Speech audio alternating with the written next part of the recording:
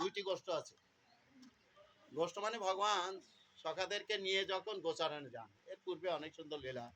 কৃষ্ণ যখন 6 বছর 7 মাস বয়স, মায়ের কাছে বায়না ধরছে, আমিও গরু রাখতে যাবো। হ্যাঁ, তো অনেক লীলা ওখানে। মা তো সঙ্গে সঙ্গে মায়ের বেড়ে কাজ করছে। আরে বাবা, এই তো যে ছেলে, হ্যাঁ, তো গরু রাখতে যাবে, এত বড় বড় গরু। হ্যাঁ, তা মা বুদ্ধি করে ছোট ছোট বাছুরদের, অনেক সুন্দর সুন্দর লীলা আছে। তো এখন গোচারে যাবে, নন্দ মহারাজের সঙ্গে যুক্তি পরামর্শ করছে, রাত্রে সে বায়না ধরেছে গরু রাখতে যাবে। হ্যাঁ, তো নন্দ মহারাজ বলছে, মা যশোদার হৃদয় থেকে উত্থিত হচ্ছে, এটা হচ্ছে প্রীতির উদ্রেক। মা চিন্তা যে এইটুকু বালক ও কোথায় যে ধরা চড়া পড়া, তো ধরা চড়া ধানি, কোথায় যে বনের ভিতর জড়াইয়ে ওই ছোট বালক জড়াই কোথায় পড়ে থাকবে। আর এই কাটা ইট কাঠ পাথর এগুলো আছে, যারা ব্রজমন্ডল পরিক্রমা করেছে বলতো, ইট কাঠ পাথর এগুলো তো আছে, কোথায় যে কাটা বিধিয়ে এইভাবে কোথায় কি করা যায়। মা দুইখানা জুতা, এর ঘটনা এ লীলা তো জানেন। কৃষ্ণও বলছে, এখন ভক্তের সঙ্গে ভগবানকে সমান। দুইখানা জুতা তৈরি করে নিয়ে আসছে, বলছে দাদা বলো না, আমি জুতা করে আর দোকানে তৈরি করে নিয়ে আসছে। এখন বলছে সখাগণের, আর একটা জ্বালায় পড়ে গেছে মা। এরপরে বলছে, যখন যাই বলছে দেখো, হ্যাঁ, তাই এই যে গোবৎসদের নিয়ে যাবো, এতে তো খুর তো খুব কমল নরম, ওদের পায়ে তো কাঠা ফুটবে। তাহলে 9 লাখ গাভীর কয় লাখ বাছুর, 9 লাখ বাছুর কয়টা পা, 4 9 36 লাখ পা, তাই 36 লাখ জুতো তৈরি করতে হবে। মা যশোদা বলছে, তোর মাথায় এত বুদ্ধি, এত এই জন্য কৃষ্ণ কোনোদিন ব্রজমন্ডলে কোনোদিন জুতা পরেন, বুঝতে পেরেছেন? এমন 1 ইঞ্চি জায়গা নেই যেখানে কৃষ্ণের চরণ দোলা পড়ে না, চরণ চিহ্ন যেখানে পড়ে না, এমন 1 ইঞ্চি জায়গা নাই। এই জন্য সমস্ত ভক্তবৃন্দ যে ওই বোঝের দোলায় গড়িয়ে দিচ্ছে, ওই ভাব তৎ ভাব ভাবিত, সেই ভাব কৃষ্ণের চরণ ধোলায় অঙ্কিত রয়েছে, রাধা কৃষ্ণের চরণ ধোলা।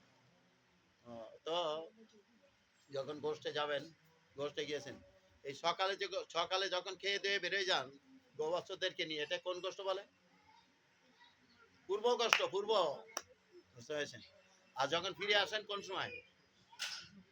বিকালে, গোধূলি সময় কাল উল্লেখ করেছে, গোধূলি সময়কাল। ওই যে ফিরে আসেন ওই সময়টাকে কোন গোষ্ঠ বলে?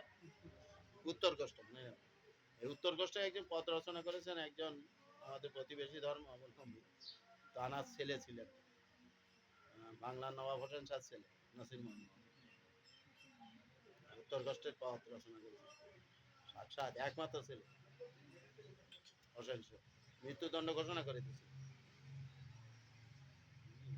এত একটি অধকর্ম করেছিল, মৃত্যুদণ্ড। পরের দিন সকালে প্রত্যুষে ওর গর্দান হবে, বাবাই ছেলের, ভাবতে পারে, মৃত্যুদণ্ড, সঙ্গে সঙ্গে কারাগারে নিয়ে গেল। আর রূপ গোস্বামীর পিছনে পিছনে ছুটলো। নবাব যে মসজিদে পড়ছে, হ্যাঁ, বেগম শুশ্রূষা করছে, পিছন থেকে রূপ গোস্বামী বলছেন, নবাব আমার উপটোকন দিন। ভাবুন তো, যে লোক, কোনো লোক দেখে বিপদে পড়ে গেলে যা চাইবেন তাই দেবে,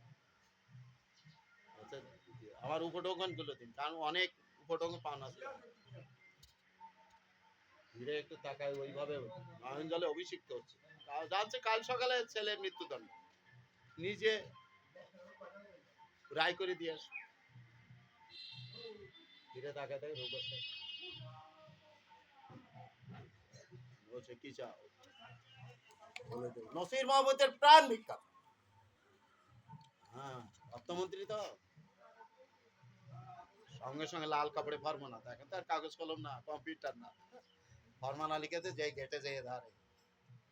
আর অর্থমন্ত্রী আসছে, ফরমানা যে কারারক্ষীকে দিছে, দেখে কারারক্ষী পড়ে দেখে নসির মোহাম্মদের প্রাণ ভিক্ষা, সঙ্গে সঙ্গে দাঁড়ে আনছে। বলছে, নসির মোহাম্মদ তুমি কার, দেখুন আমরা হলে কি ভাবতাম। হ্যাঁ, নসির মোহাম্মদ সঙ্গে সঙ্গে বলছে, আমি আপনার, চলে যাও বৃন্দাবন, আমি আসছি। সেই নসির মোহাম্মদ উত্তর গোষ্ঠের এই লীলা প্রতিদিন দুর্গোস্বামীপাদ যেভাবে বলে দিয়েছে, ওইটাই স্মরণ করতে।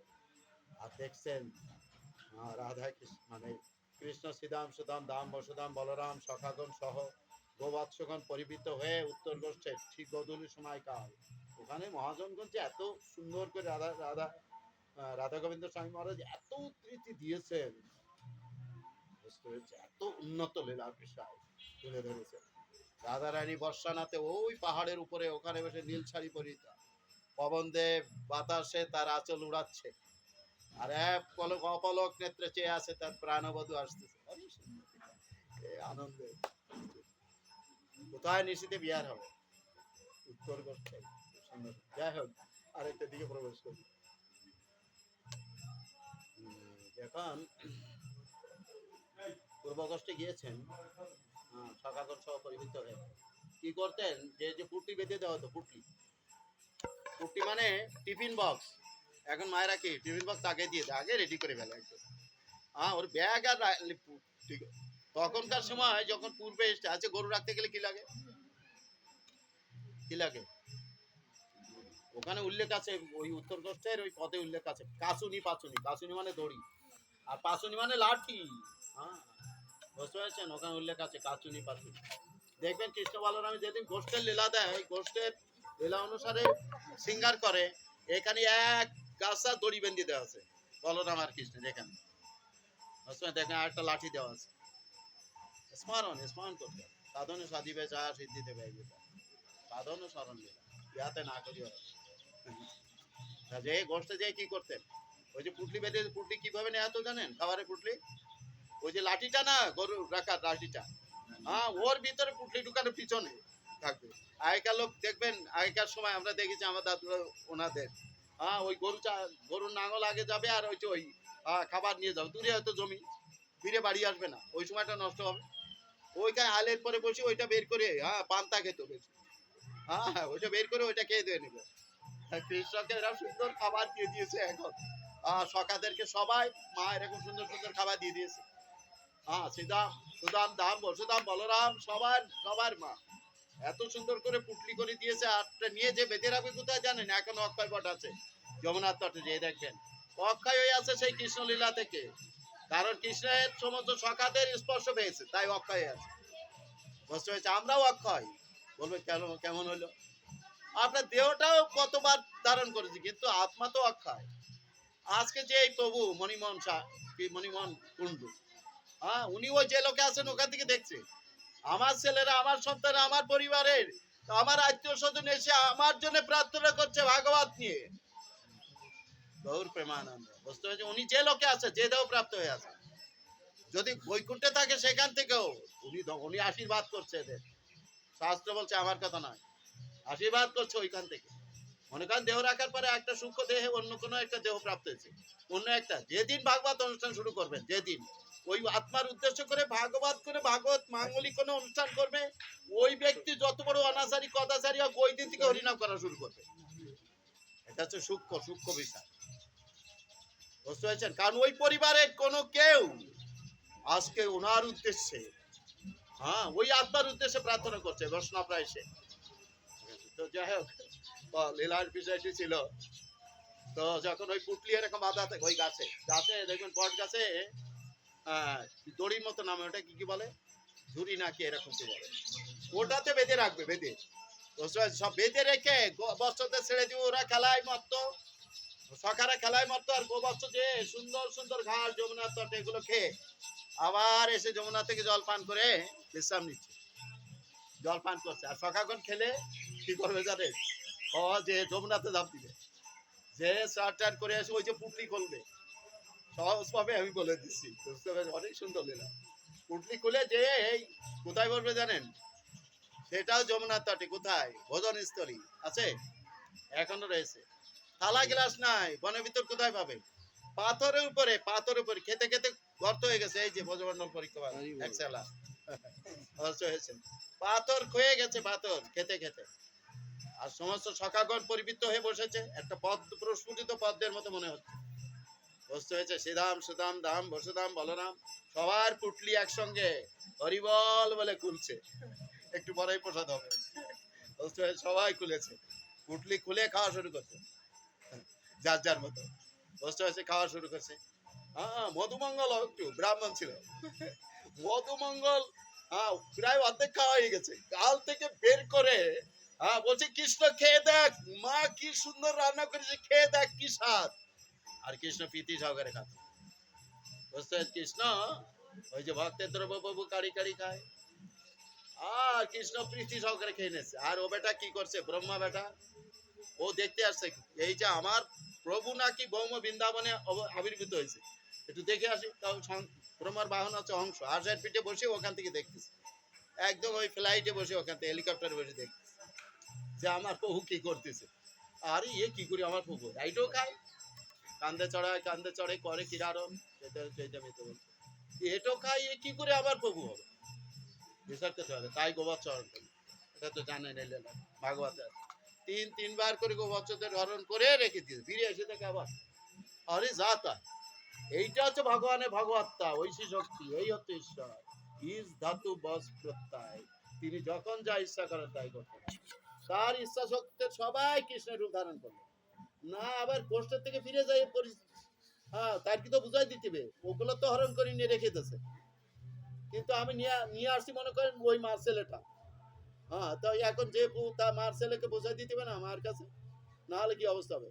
ওই যাদের সব তৈরি করেছে উপবাসদেরকে, তাদেরকেও তৈরি করবে, এরা সব বৈকুণ্ঠের সাক্ষাৎ ভগবানের প্রতিভূ, ভগবানের ইচ্ছা শক্তি দ্বারা। যে বুঝাই দিয়েছে তাইতো। কিন্তু দেখছে আরে মায়েরা বুঝতে পারছে, একটু এদের তো একটু ভাব ভঙ্গি আলাদা লাগছে, আমার ছেলের রূপ অবয়ব সব, কিন্তু এর ভাব ভঙ্গি যে একটু আলাদা, কারণ কৃষ্ণের সাক্ষাৎ প্রকাশ রূপ।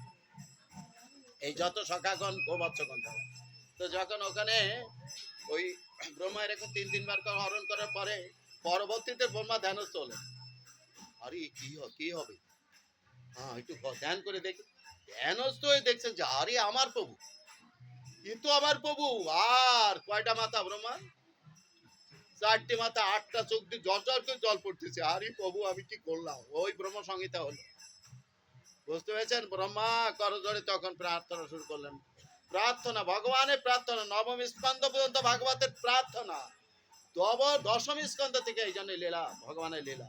এই জন্য দেখবেন অনেক সহজিয়া পাঠক এসে দশম স্কন্ধ বের করে উনি পড়া শুরু করতেন, রসালো বিষয়বস্তু আছে, কিন্তু খুব সাবধান, ভাগবত স্মরণ করতে হবে। আজকে এই গৃহস্বামীকে ভাগবত দিয়ে যাবে, ভাগবত সাক্ষাৎ ভোজেন্দ্রনন্দ উল্লেখ করছে, ভাগবত পাদ যদিও প্রথম দ্বিতীয় তৃতীয় তুজ চতুরু কণ্ঠ নাভিস্ত পঞ্চমেব ষষ্ঠ ভুজন্তরম তুজ্য যুগলম ততন্ন কণ্ঠস্থ রাজন নবম যদিও মুখর বিন্দম দশম প্রফুল্লম একাদশ ললাটে পট্টম শির পিতু দাদা শোভাতি।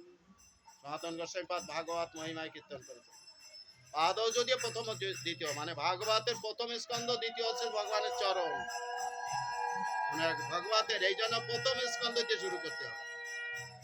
তৃতীয় চতুর্থ স্থান ভগবানের উরু, পঞ্চম ষষ্ঠ স্থান, পঞ্চম স্কন্ধ ভগবানের নাভি, ষষ্ঠ সপ্তম স্থান হচ্ছে তার 2 বাহু, আর অষ্টম স্কন্ধ বক্ষ, নবম স্কন্ধ কণ্ঠ, কণ্ঠস্থ রাজন নবম যদিও, কণ্ঠ হচ্ছে ভগবানের নবম স্কন্ধ, মুখর বিন্দম দশম প্রফুল্লম, ভগবানের মুখটা হচ্ছে দশম স্কন্ধ।